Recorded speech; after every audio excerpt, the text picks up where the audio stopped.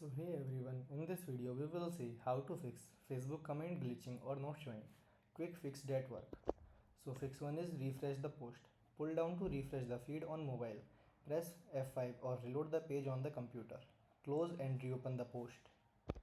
Second fix is check your internet connection. Switch between Wi-Fi and mobile data. Restart your router if needed. Try loading other websites or apps to confirm your connection is working. Third fix is clear Facebook cache. In Android, navigate to setting on your device, then select app from the menu, find and tap on Facebook, go to storage option, tap on clear cache. In iPhone, navigate to setting on your iPhone, select journal, tap on iPhone storage. Find and select Facebook from the list of apps. Tap on offload app to run or remove the app while keeping its data. Reinstall the Facebook app from the App Store. Fourth fix is update or reinstall the app.